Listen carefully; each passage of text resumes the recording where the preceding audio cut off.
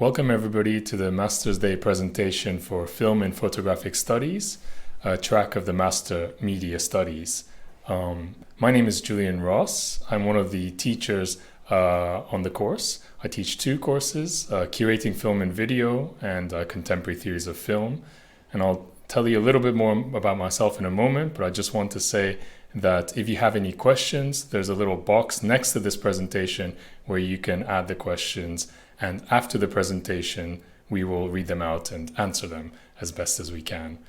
So yeah, I'm one of several teachers you'd meet as part of this course. My interests are in artist film, Asian cinema, and environmental humanities. And I'm also a film programmer and a curator. For example, this year I worked for MoMA, the Museum of Modern Art in New York. I work as a program advisor, at IDFA, the documentary festival here in Amsterdam, and I'm co-programming the Flaherty seminar next year. So in my research and teaching, I try to bridge both research and curatorial practice together. And next to me is Lara Kouters, and I'm the study advisor of this particular program. I also work for the entire MA Media Studies. Should you have any questions after this presentation, you can send me a message on the email that is mentioned there. If you don't manage to write it all down now, you can also find me on the website. If you just Google MA Media Studies, Leiden University, you'll find me on the webpage for that program as well. Great. So what we're going to do today is introduce the course to you, general objectives, and then introduce our staff members, and then some practicalities around what the entry requirements and perhaps discussions around job perspectives as well. Okay, so why film and photographic studies? So the reason why we put these two disciplines together is because they are both lens-based media and they share some commonalities, a shared history. They both represent an era of mechanical reproduction, which fundamentally changed art and society. So the theoretical debates for both disciplines have some commonalities. For example, photography and cinema, both theoretical debates around these two disciplines discuss time and space. They also both have a capacity to produce documentary evidence, but also they are tools for artistic expressions. Still, there are, of course, fundamental differences. One is still and the other is moving. As such, we believe they're suitable for comparison, and that if you learn about cinema, you have a stronger understanding of photography, and of course, vice versa. So if you think about what's cinematic in photography, I think one nice example is this photographic series by the photographer Hiroshi Sugimoto. This is a photograph of a movie theater, but it's capturing an entire feature-length film. The photographer opened the shutter at the beginning of the film and closed it at the end of it. And this is why you see just seemingly nothing on screen, but in fact it's everything. It's the whole film. It's a beautiful series, also a homage to these kind of movie theaters that are increasingly disappearing in the age of multiplexes and streaming. So stillness has also been very much a part of cinema. In fact, in the age of analog film, a film is going through a projector 24 frames per second, which means they are comprised of photographs. Chris Marker's La Jetée is a famous example of a film almost entirely composed of still images. And in the 1960s, filmmakers like Hollis Frampton were preoccupied with capturing stillness with a moving image camera. So you see this beautiful film, Lemon, which is almost a still film. After many decades of obsession with speed and modernity in cinema, you find in the 1960s a reversal, an obsession with stillness and slowness.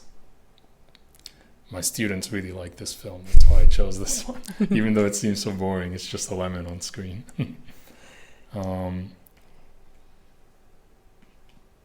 So we also explore how still images and moving images move in different platforms and environments. Here's an example of Nan Golding's Ballad of Sexual Dependency from 1985. Nan Golding is a subject of a major retrospective exhibition at the Stedelijk Museum here in Amsterdam this autumn. And last year you might have caught a film about her and her activism called All the Beauty and the Bloodshed, which was Oscar nominated. As an artist, Nan Golding's perhaps most famous for this piece, The Ballad of Sexual Dependency, which photographed her friends and her peers in the kind of underground New York scene in the 1980s. She produced a book, photo book around this, but also an installation and a performance based on slide projections, so as projected still images. And moving images, of course, moved away from not just being in cinemas, but into different environments as well. Increasingly, if you go to a museum today, contemporary art museum today, you'll see a lot of moving images. And that's an entirely different experience to seeing film or video in the theater. So we look at projects like this, the Givney document by Jatovia Gary, Dallas-based American artist. She made this work about safety and reclaiming the body for Black women in the United States.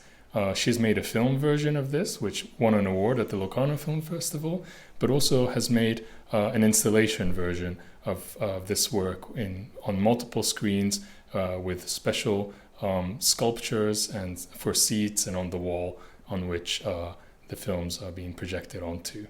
So you see artists like Jatovia Gary increasingly explore the boundaries between the cinema and the exhibition space. So we look at those kind of examples and what that does to the definitions of cinema, the definitions of photography, and how moving image and still images operate in the art market and through museum acquisitions, despite the fact that they are mechanically reproducible. These are some of the questions we explore. And we also explore what happens between stillness and motion with installations such as this one by artist Norio Imai from Japan, where he puts bits of leftover film that was used for television studios back in the days when they shot on film and put them in carousel slide projectors. So you see a still image emerge from what used to be moving image. And of course, we look at multimedia environments. Moving image and still images aren't necessarily anymore just for photo books and the cinema. It's all around us today, from our phones or walking through a train station, for example, all these advertisements that are both still and moving. So we try to consider to what extent moving images and still images impact on our society and our understandings of reality through looking at the history of multimedia environments in both surveillance. So you see an image from Dr. Strangelove up there, and that explores that, of course. This is also a surveillance room on the right there, to how this kind of multimedia environment is used in both performances and installations, the most famous of which is Movie Drone by Stan van der Beek, where he made a dome and made this multimedia environment within it in the 1960s in upstate New York. So I thought we should go through some general objectives for the course. What we invite for you to do as prospective students once you enter the course is to broaden and deepen the knowledge of film and photography, and we hope through our course that you develop necessary skills to use this knowledge in either academia or in practical work surrounding film and video afterwards. So during this course, you develop your critical perspective on the role and functioning of the image. You would do a historical, theoretical, and comparative study of photography, film, and video, and you'd be able to pay attention to the specific nature of media practices. What makes film unique compared to other media, or what makes photography unique compared to other media, and then explore the complex interconnections between them. how they interact. And through our electives, we introduce you to the working field and see how you can apply this knowledge, the theory and reading that you've been doing, the discussions you've been having with your peers and with us, into the working field as well. So this is what our program looks like. It's a one-year program. The first semester we have contemporary theories of film that I co-teach, and I'll introduce in more detail in a moment. And we also have contemporary theories of photography. Then you are invited to choose one of two electives. One is curating film and video, which I also co-teach, and the other is curating photography and multimedia projects. This is done in relationship with the art school KBK in The Hague. The second semester, we have a class called Media Art Theory, and then we ask you to do a master's thesis, supervised by one of us, of course. And then you have an extracurricular option to do an internship for which you get extra ECs. So that's the kind of layout of the year. So what does contemporary theories of film involve?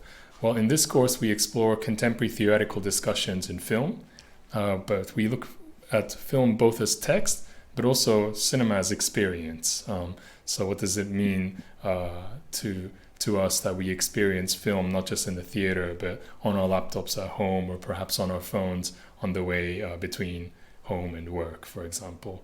And here are some of the key theoretical concepts, that we will be exploring throughout the course. One is environmental humanities. How does film play a role in the discussions around climate crisis? How do you capture in a durational media something as long as geological time that's beyond human experience? How do you convey that on screen and in moving image? That's something we discuss.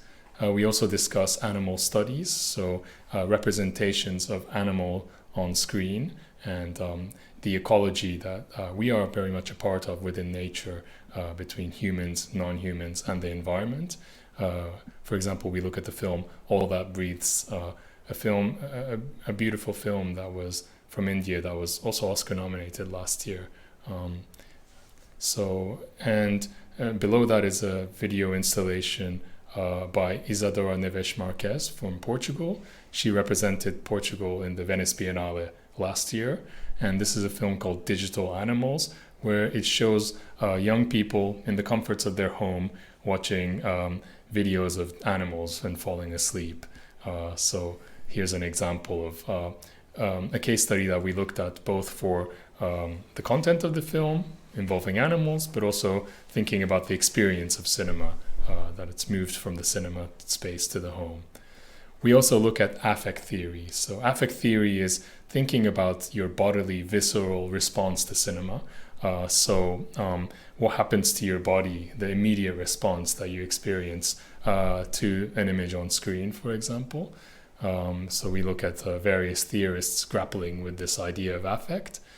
We look at elemental cinema, so thinking about the representations of earth, water, etc., fire, etc. To what extent cinema has explored giving agency to not just human characters, but animals, but also the earth. And then looking at eco-cinema, which very much is discussed in tandem with environmental humanities. So if you're interested in subjects like climate crisis or your own experiences of cinema and moving image in the gallery space, this will be a course that you'll be excited by, we hope. The other class that I co-teach is called Curating Film and Video. It's an elective in the first semester. And for this class, we do guest classes, excursions, and we divide you up into smaller groups for internships and projects together. So I'll go through those examples. For example, in the past year, we invited curators and people working in the field, broadly speaking, of curating film and video. For example, we invited an associate curator of film at the MoMA called Sovi Kavilokas to discuss what she does as a curator, both in the gallery space and in the cinema at the MoMA. Not just showing films, but acquiring films into their collection, what that involves. This is the kind of discussion we had with Sophie. We also invited the director of the Seoul Media City Biennale that's currently taking place in Korea, and a programmer of New York Film Festival called Rachel Rakes. We asked her what it involves to be a director, artistic director of a biennale that involves a lot of film, as well as her work in a film festival at the New York Film Festival. We also invited artist Christopher Harris to talk about how he has experienced his films being curated in various ways between the cinema and the gallery space. And we also invited Jane Yao, who is a festival consultant and at a sales agency called Fortissimo Films. So what happens behind the scenes in film festivals, how films go from a film festival to a distributor and in national cinemas. We asked her to discuss that. We also went on excursions. Just last week, we went to Annette Geelink Gallery and Ellen de Bruyne projects, two commercial art galleries in Amsterdam that represent artists who work with film and video, and staff members there shared with us what it involves as a gallery to represent an artist working in such media. We went to the Apple, a cultural center in Amsterdam, where they had a retrospective exhibition of a Hungarian artist, Dora Maurer. We went to the iFilm Museum, the National Film Museum here in the Netherlands, where we spoke to curators, what the work they involve, what the work they do involves, from relationships with artists to preserving film material to presenting it on screen. And in the next few weeks, we'll be attending some art and film festivals, including Impact, IDFA, and Leiden International Film Festival. Some of the projects and internships our students have done for this course includes iResearch Lab, which involves making a film program for the iFilm Museum of 60 minutes based on their film collection, and other students have done internships at Leiden Shorts, Kaboom Animation Festival, Movies That Matter, Impact, Go Short, many film festivals and art festivals here in the Netherlands, as well as media distributors like Lima. And what we do in this course is we ask students to engage in theory and reading around curatorial studies, in particular curating film and video, and then reflect on their internships and projects with that in mind. To what extent did theory actually apply to practice, and how practice could be more informed by theory? This is the kind of discussions we have for this course.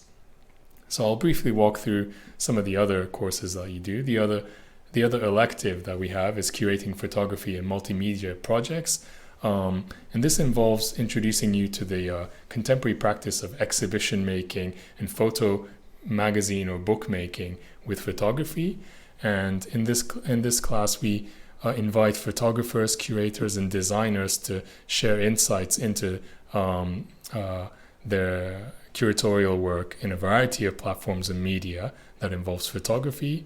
And the students for this course are introduced to a wide range of presentation platforms, from installations to print, to online, to tablet media such as iPad, and to virtual and augmented reality, focused on the still image. Another course that class you'll be taking is called Contemporary Theories of Photography. In this course, you'll be discussing theoretical texts about photography. You'll be discussing relations between artistic and documentary modes of photography, and you'll consider key concepts such as time and movement in relation to photography, as well as how the evolution of digital technology has impacted photography and its truth claims. Here's a photo of Rinneke Dijkstra, a Dutch photographer's photo series called Bullfighters, and it's on the one hand very much staged, but on the other hand it's documentary evidence of the aftermath of a bullfight that this particular person has experienced. So the course module we'll be taking in the second semester is called Art, Media, and Theory. And this course explores the complex relation between media, the arts, and the dominant systems of media technology and their politics. So we'll be looking at things like surveillance cameras and how pervasive cameras and moving images are in today's everyday life, and think about the political implications of that. We'll discuss the most important media theoretical debates of the past century relating to these media systems. And we'll look at alternative media practices that have been established by artists and avant-garde filmmakers and other critical media practices and theories that challenge these media systems. One example of which is Harun Faraki, a German artist and filmmaker who started to explore surveillance footage and applied that into his own work as an artist in what he called operational images. So I thought I'd share with some examples of thesis topics that students of the past few years have engaged in for their master's thesis. So these are some that I supervised or was a second reader for. So one was on virtual reality and bereavement, how virtual reality can function perhaps as therapy for those in grief. Another student looked at precarity in contemporary Asian cinema, so thinking of how the instability of working life in Asian cinema and around the world really, but he focused on Asian cinema, has impacted on storytelling in recent Asian cinema. Another student went to Naturalis and the Grote Museum, two museums that look at the natural sciences and explored how these museums use moving image installations to explore discussions around nature and ecology. Another student looked at the disturbing child trope in contemporary European cinema and explored why that could be, why are we suddenly in fear of children in these recent European films. And another student looked at indigenous self-representation in cinema, focusing on the Sami community. So I hope that gives you an idea of what kind of thesis that you could do as a student. It's worth reiterating here that the Film and Photographic Studies is not a film production course, but some students choose a visual thesis, and that has to be approved by us, of course, but here is one place in which you can explore some production there, but primarily it is not a course in which you are taught the tools of filmmaking. Okay, so I'll walk you through some of my colleagues who will be teaching these courses. Here's Stein de Kouwer, who is co-teaching contemporary theories of film with me. He's an expert on cultural theory and critical theory and its applications and explorations in film and photography. So really a suitable person to teach this course.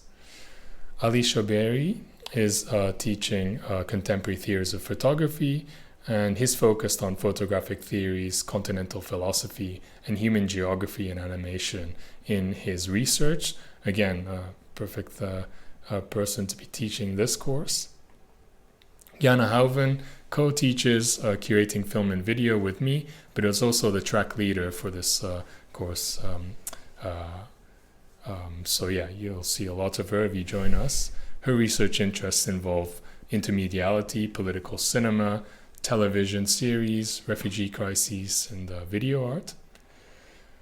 Bas Brugge is the person teaching curating photography multimedia projects. He's the founder and director of Paradox, which is a leading production house for installations and projects involving photography and multimedia. So yeah, again, somebody with years of experience as a curator and producer for photographic projects and multimedia projects. And Ilias Willemars teaches media art theory and their interests include biopolitics, cultural analysis, continental philosophy, digital culture, gender and sexuality, viral imaginaries and contamination, and ideas around replacement and substitution, how AI might be replacing us as humans is an example of something Ilias has, for example, explored in their research. So, yeah, some practicalities. So our program is a 1-year program, meaning that we have a 60 EC program divided up in 2 semesters. So a semester from September to December and a semester from February to May. The duration is 1 year and it's a full-time program. We do everything in English, and it is good to know that each semester you will be doing 30 credits, meaning that you will not most likely be in class the entire time, but there is a lot of self-studying involved within this program. And that is something that might be a bit different for you in comparison with your bachelor's program. There's a lot more self-study, but my experience of this program is that it's a very tight-knit group, especially considering you're doing all these excursions together, so you find your community there. So timetables we announce for each year around approximately in June, but we tend to try to focus our scheduling on 3 days a week. But there might be changes. You never know what happens. But what is good to know is that also our program only starts in September. So we don't have a February intake. That's not existing. So we only accept students for the September intake. Yes. And a bit about the admission requirements. I would also recommend you really look at Film and Photographic Studies on the Leiden University website, because it gives you a lot more information. But this is a general overview. So students who come with a BA degree in film studies, art history, cultural studies, visual anthropology, media studies, or a related academic discipline usually are admitted directly. Be aware that if you're coming from an international background, it might be that your diploma is valued differently from our programs here in the Netherlands. So in the Netherlands, we work with research universities and universities of applied sciences. So if you are a student at the University of Applied Sciences, you would have a bit more of a practical background, so actual film and photographic making, photo making. So students with that kind of background will most likely be offered our pre-master's program first. A pre-master's program is a program made up of bachelor's courses and a thesis to help you best prepare for our program in the MA. We have 2 versions, so there is a full 60 EC program that is usually given to those students with an art academies degree. But we also offer a 30 credits program that starts only in February. That is usually for students with a research university background, but just don't have the knowledge that is required yet, specifically on film studies and photo studies. So some job perspectives. So the MA Film and Photographic Studies prepares you for an academic career and or postgraduate education, and or professional career as a film and photography historian, visual historian, a curator, a critic, perhaps a photo agency manager, an image editor, a teacher, or an exhibition maker and or a programmer. So in recent years, for example, our students have gone on to work at an art gallery like Hauser and Wirth, or an art festival like Impact. Some of them have picked up from their internships that they've done at electives like curating film and video, and curating photography and multimedia projects, to work at places like Paradox, Leiden Shorts, Impact, for example. And some students have gone on to research PhDs and teach at local or international universities. So these are, broadly speaking, some job perspectives for you that this studies prepares you for. All right. So I think It's now, time for questions. If you have any questions, please type them into the box next to this presentation. We will read them out and answer them for you.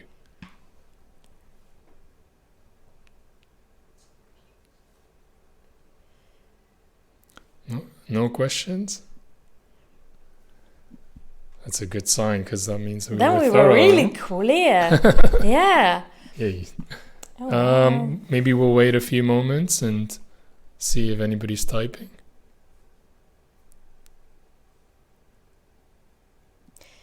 Maybe I can give you some information about certain aspects that might be good to know. So we have a lot of international students who come to our program. It's very popular actually for international students. But I do want to mention, for those who are international and want to come to study here, the housing situation in the Netherlands is not the best. And I say that kind of jokingly, but it is not the best. I would recommend, if you are looking for an application here, to do so quite quickly, meaning that you do that on time. I mean, you have until April for a visa deadline, but the earlier you do so, and the earlier you might be able to be admitted, the earlier you might be able to go into perhaps student housing that we offer at the housing office. But that's very limited. There's not a lot of student housing available. So apply on time and start looking. It's good that you already are looking now, because within you have a year until you actually start with our program, because we only offer a September intake. But take it seriously and take some time to get a stable housing situation, because I do get some students in my room sometimes who have very difficult situations, and then they can't really get the full experience that we can offer within the university for you, and that I think would be a shame.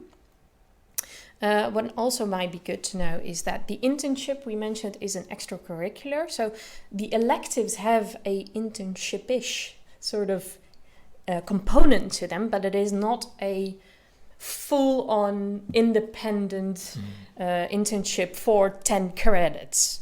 And if you're interested in pursuing that, it's 10 credits, so it's around 280 hours. Most internship providers give you way more hours than you would maybe need. And they also sometimes ask for around 3 to 4 days, maybe a week availability for that internship. Meaning that if you are interested in doing an internship, it's a bit hard to combine with the studies as it is. So it might require you to think about extending your studies, either to pursue the internship in the second semester, or to say, I'm going to do the entirety of the program in 1 year, and then I'll extend my studies for an extra half a year, for example, to do that internship on in a good way. Because the combination of studying and an internship can be quite tough, especially considering our program has obligatory components. But within our program, we really value and we really advocate for you to do an internship. Lots of students do. Yes. Are there any questions? I don't see any questions, so I think we were really clear. Yeah, we could say That's something good. about about Leiden, and the student group is half. I would say half from the Netherlands, the other half international. So that's a really nice group. This year we have like 25 students. And a lot of our teaching is quite discussion led. So there are lectures, but of course a lot of discussion in smaller groups and with the whole group, which always makes for a nice mixed experience. And Leiden, for those of you who are coming from abroad, is really nicely located in the Netherlands, in the sense that you can get to The Hague very easily, Rotterdam very easily, and Amsterdam very easily. So for our excursions, we often go to, last week we went to Amsterdam. Next week we'll be going to Utrecht, to some art spaces. So the whole of the Netherlands becomes kind of part of your weekly experience. But Leiden itself has also got cinemas and beautiful museums, and the Leiden Shorts and Leiden International Film Festival, for example, are festivals that we always attend together as a group. Yeah. Anything else? I don't really know. I think we said what we needed to say. So, We don't see any questions. So I would say, do you have any final words for no, thank you for listening, and hope to see you next year. September?